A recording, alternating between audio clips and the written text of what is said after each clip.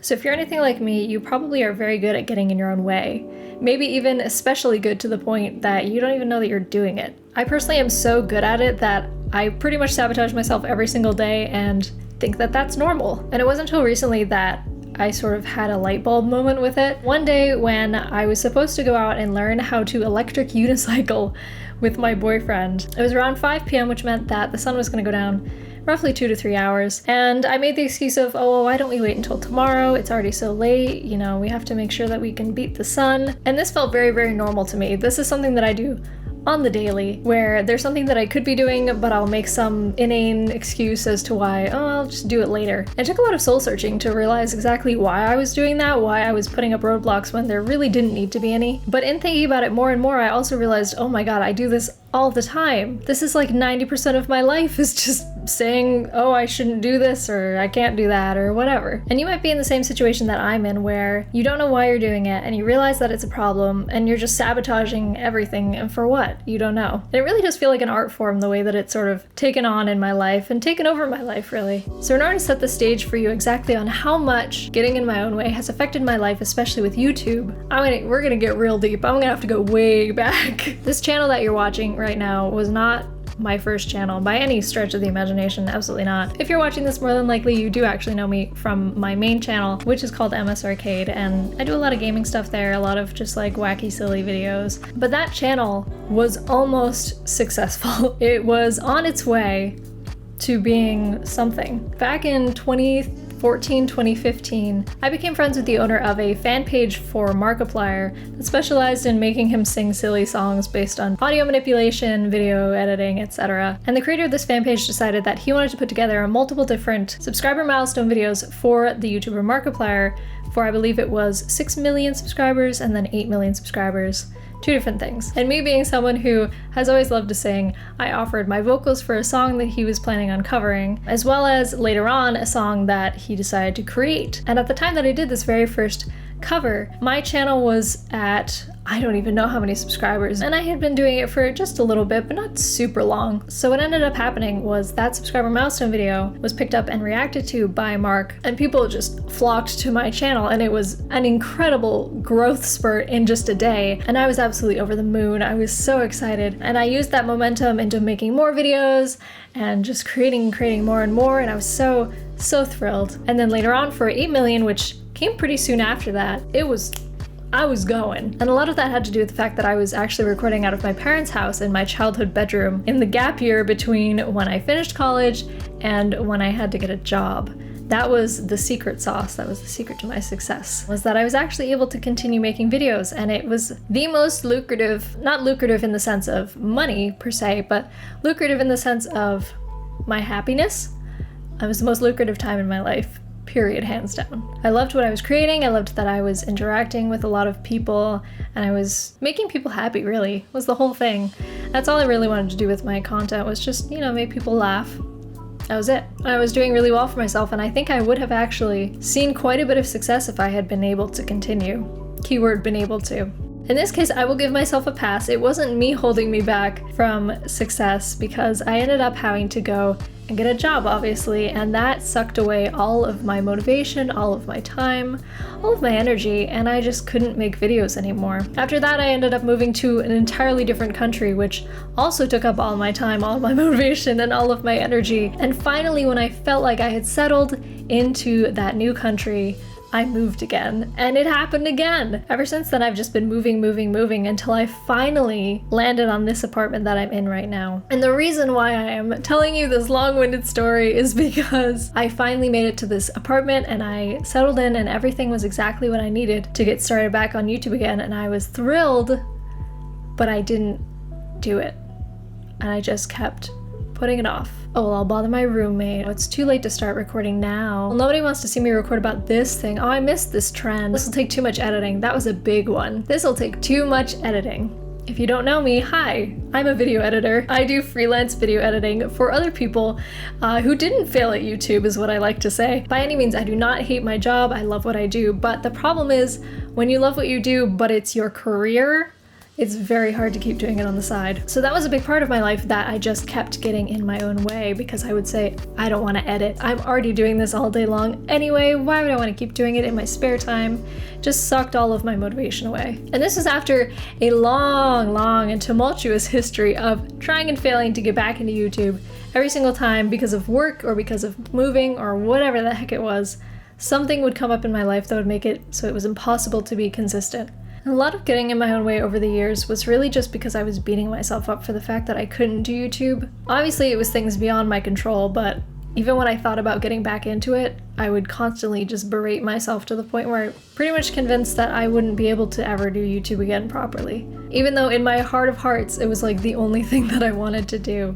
And that was very defeating. So the fact that I finally now have this stability was like a light bulb moment. Oh my gosh, I can finally get back into YouTube. But then I had this heart-crushing realization. I was probably gonna burn myself out if I tried to pursue it while I was doing so much other work for other people. So I raised my rates, as you should do. You're better at your job, you can provide a better product. Raise your rates if you're freelance, right? So I did that, and then I didn't have to take on as much work to make as much money. So here we are, I'm not doing as much work. Finally, I can do YouTube videos, right? One would think. But then by the time that I finally felt like, yes, it's time to get back into it, my roommate, who is very understanding of all things related to YouTube and Twitch, etc., she herself does some Twitch streams now. She left. She moved. She out of the blue was like, hey, I'm going to Texas. See you later. Had a lot of time to myself that was spent being sad. But then when I finally picked myself back up again, I was living with my boyfriend instead because he moved in. And then we all went into quarantine. And I was like, oh my God, I cannot make my boyfriend deal with my bullshit doing this. Because I know how loud I can be. When I record, I yell constantly. And when I stream, I'm talking for hours at a time. And this is a very small apartment. And his desk is maybe 10 feet away that way. And I was devastated because I was like, I'm never gonna be able to do anything while we're in lockdown because I'm just gonna disturb my partner's entire quality of life. And just like that, I made a decision for him that he would be upset for no reason. And then I talked to him about it and he was like, why would you ever think that? I never even gave you any indication that that was true.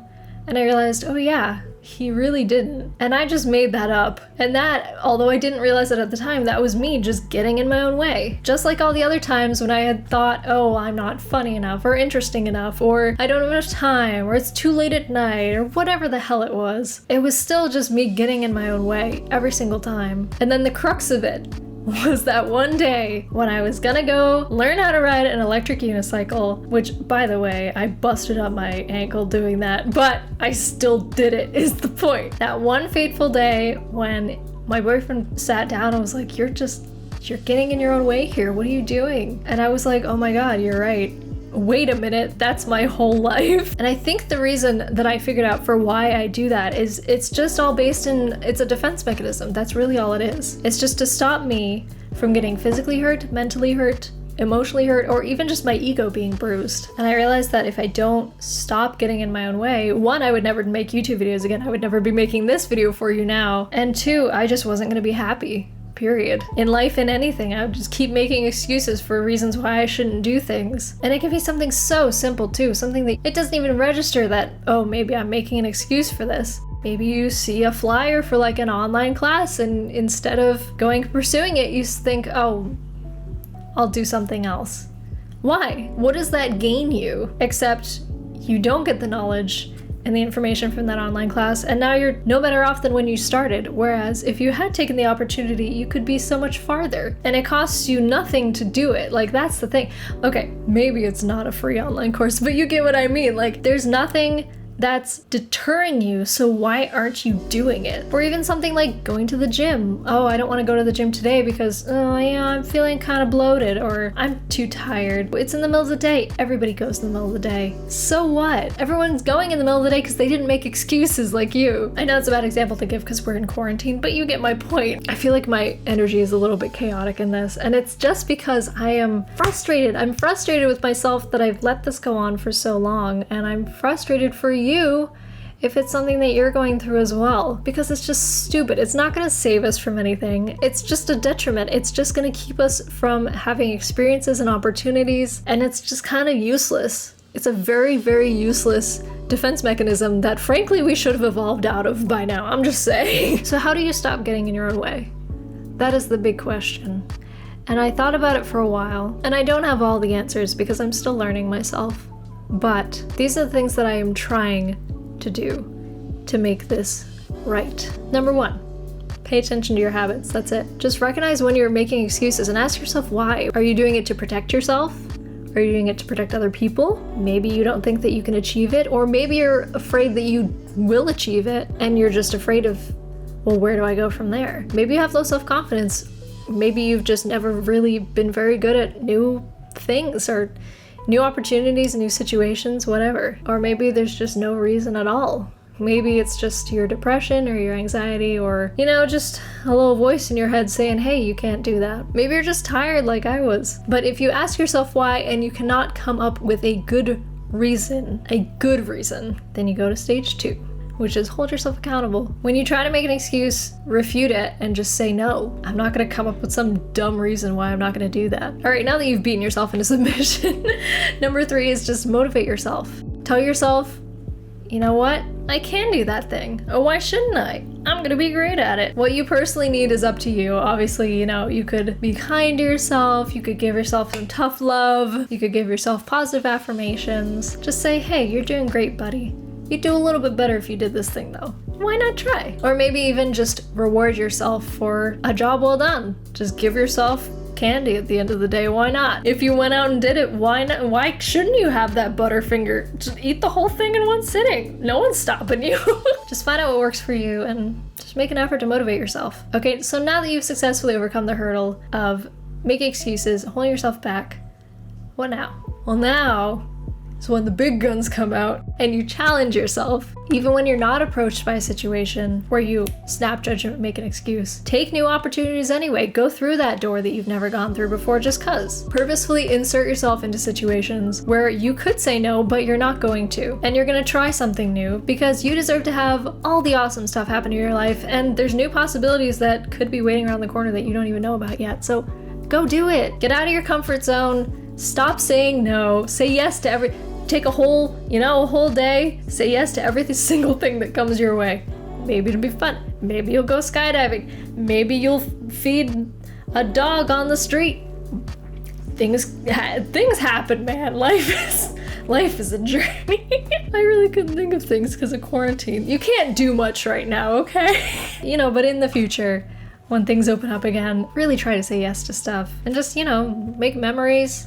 Make new friends. Just stop holding yourself back. Stop getting in your own way. It's stupid. There's no reason for it. You and I both know it, and we both need to overcome it. You just gotta do it. This video is also sort of a way for me to put this into words so that maybe I can actually follow through on it too. I've been better at it lately for sure, but it's really difficult to force yourself to not do something that you've been doing your whole life. Just putting myself first, putting my own opportunities first, and my self-growth first really, really has helped me a lot. So I hope that you guys will see some of that as well. If you need to follow those tips, absolutely do. It's really not worth it to hold yourself back. It doesn't do anything. It doesn't help you. Most importantly, it stops you from succeeding. I wouldn't be doing YouTube again if I hadn't told myself enough is enough and stopped getting in my own way. So please, if it is something that you are struggling with, let's talk about it.